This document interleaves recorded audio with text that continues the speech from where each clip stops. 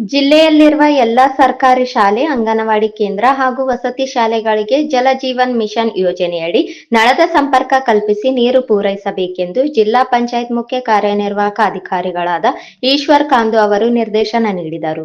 ನಗರದ ಜಿಲ್ಲಾ ಪಂಚಾಯತ್ ಸಭಾಂಗಣದಲ್ಲಿ ವಿವಿಧ ಇಲಾಖೆಗಳ ಪ್ರಗತಿ ಪರಿಶೀಲನಾ ಸಭೆ ನಡೆಸಿ ಮಾತನಾಡಿದರು. ಜಿಲ್ಲೆಯ ಸರ್ಕಾರಿ ಶಾಲೆ, ಅಂಗನವಾಡಿ ಕೇಂದ್ರ ಹಾಗೂ ವಸತಿ ಶಾಲೆಗಳಲ್ಲಿನ ಮಕ್ಕಳಿಗೆ ಕುಡಿಯುವ ನೀರು, ಶೌಚಾಲಯದ ವ್ಯವಸ್ಥೆ ಕಲ್ಪಿಸಲು ಪ್ರಥಮ ಆದ್ಯತೆ ನೀಡಬೇಕು. ಆಯಾ ತಾಲೂಕು ಕಾರ್ಯನಿರ್ವಾಹಕ ಅಧಿಕಾರಿಗಳು, ಪಂಚಾಯತ್ ಅಭಿವೃದ್ಧಿ ಅಧಿಕಾರಿಗಳು ಮತ್ತು ಎಇಇ ಅವರ ಗಮನಕ್ಕೆ ತಂದು ಶಾಲೆಗಳಿಗೆ ಬೇಕಾದ ಸೌಕರ್ಯ ಪಡೆದುಕೊಳ್ಳಬೇಕು. ಜಿಲ್ಲೆಯಾದ್ಯಂತ ನೀರಿನ ಸೌಲಭ್ಯ, ಶೌಚಾಲಯ ಸೇರಿದಂತೆ ಇನ್ನಿತರೆ ಸೌಕರ್ಯಗಳು ಇಲ್ಲದೆ ಇರುವ ಬಗ್ಗೆ ತುರ್ತಾಗಿ ಸಂಜೆಯೊಳಗೆ ವರದಿ ನೀಡಬೇಕು ಎಂದು ಡಿಡಿಪಿಐ ಅವರಿಗೆ ಸೂಚನೆ ನೀಡಿದರು.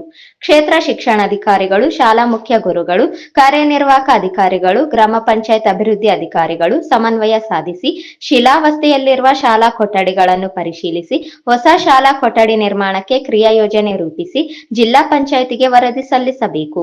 ಅದೇ ರೀತಿ ಶಿಲಾವಸ್ಥೆಗೆ ತಲುಪಿರುವ ಅಡುಗೆ ಕೋಣೆಗಳನ್ನು ಗುರುತಿಸಿ ಮನರೇಗಾ ಅಥವಾ ಬೇರೆ ಅನುದಾನದಲ್ಲಿ ಅಡುಗೆ ಕೋಣೆ ನಿರ್ಮಾಣಕ್ಕೆ ಕ್ರಮ ಕೈಗೊಳ್ಳಬೇಕು. ಯಾವುದೇ ರೀತಿಯ ಅನಾಹುತ ಆಗುವ ಮೊದಲು ಮುನ್ನೆಚ್ಚರಿಕೆ ವಹಿಸಬೇಕು ಎಂದು ಸಿಇಒ ಅವರು ಸೂಚನೆ ನೀಡಿದರು. ಮನರೇಗಾ ಅಥವಾ ಒಗ್ಗೂಡಿಸುವಿಕೆ ಯೋಜನೆಯಡಿ ಕೈಗೊಂಡಿರುವ ಅಂಗನವಾಡಿ ಕೇಂದ್ರಗಳನ್ನು 3-4 ತಿಂಗಳೊಳಗೆ ಪೂರ್ಣಗೊಳಿಸಬೇಕು. ಜಿಲ್ಲೆಯಲ್ಲಿ 750 ಅಂಗನವಾಡಿ ಕೇಂದ್ರಗಳು ಬಾಡಿಗೆ ಕಟ್ಟಡದಲ್ಲಿ ನಡೆಯುತ್ತಿದ್ದು, ಜಾಗ ಲಭ್ಯ ಇರುವ ಕಡೆ ಶಾಶ್ವತ ಕಟ್ಟಡ ಒದಗಿಸಬೇಕು.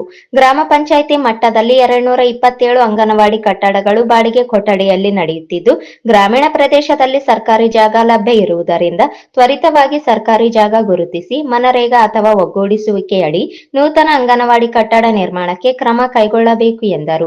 ಅಂಗನವಾಡಿ ಕೇಂದ್ರಗಳಿಗೆ ಕಡ್ಡಾಯ ಶೌಚಾಲಯ, ಕುಡಿಯುವ ನೀರು, ವಿದ್ಯುತ್ ಸಂಪರ್ಕ ಕಲ್ಪಿಸಬೇಕು. ಬಾಲ್ಯ ವಿವಾಹ, ಬಾಲ ಕಾರ್ಮಿಕ ಪದ್ಧತಿ ಸಾಮಾಜಿಕ ಪಿಡುಗು ಆಗಿದ್ದು, ಇದರ ನಿರ್ಮೂಲನೆಗೆ ಮಹಿಳಾ ಮತ್ತು ಮಕ್ಕಳ ಕಲ್ಯಾಣ ಇಲಾಖೆ, ಗ್ರಾಮ ಪಂಚಾಯಿತಿ ಅಭಿವೃದ್ಧಿ ಅಧಿಕಾರಿಗಳು, ಶಾಲಾ ಮುಖ್ಯ ಶಿಕ್ಷಕರು, ಅಂಗನವಾಡಿ ಆಶಾ ಕಾರ್ಯಕರ್ತೆಯರು ಪ್ರತಿ 3 ತಿಂಗಳಿಗೊಮ್ಮೆ ಸಭೆ ನಡೆಸಬೇಕು. ಮಕ್ಕಳ ಸಹಾಯವಾಣಿ ಸಂಖ್ಯೆ 1098 ಕುರಿತು ವ್ಯಾಪಕ ಪ್ರಚಾರ ಕೈಗೊಳ್ಳಬೇಕೆಂದರು. ಜಿಲ್ಲೆಯಲ್ಲಿ ಬಾಲಕಿಯರು ಗರ್ಭಿಣಿಯಾಗುತ್ತಿರುವ ಪ್ರಕರಣಗಳು ಪತ್ತೆಯಾಗುತ್ತಿವೆ. 116 ಬಾಲ್ಯ ವಿವಾಹಗಳು ತಡೆದ 90 ಪೋಕ್ಸೋ ಪ್ರಕರಣಗಳನ್ನು ದಾಖಲಿಸಿದ ಬಗ್ಗೆ ಮಾಹಿತಿ ಇದೆ. ಈ ವಿಷಯಗಳನ್ನು ಗಂಭೀರವಾಗಿ ಪರಿಗಣಿಸಬೇಕು. ಬಾಲ್ಯ ವಿವಾಹ, ಬಾಲಕಾರ್ಮಿಕ ಪದ್ಧತಿ ನಿರ್ಮೂಲನೆಗೆ ಅಧಿಕಾರಿಗಳು ಕಟ್ಟುನಿಟ್ಟಿನ ಕ್ರಮ ಕೈಗೊಳ್ಳಬೇಕೆಂದರು. ಮೊದಲನೇ ಮತ್ತು 3ನೇ ಶನಿವಾರ ಸ್ವಚ್ಛತಾ ಶನಿವಾರ ಅಭಿಯಾನ ಕೈಗೊಂಡು ಗ್ರಾಮ ಪಂಚಾಯತ್, ತಾಲೂಕು ಪಂಚಾಯತ್, ಜಿಲ್ಲಾ ಪಂಚಾಯತ್ ಕಚೇರಿ ಸ್ವಚ್ಛಗೊಳಿಸಬೇಕೆಂದರು.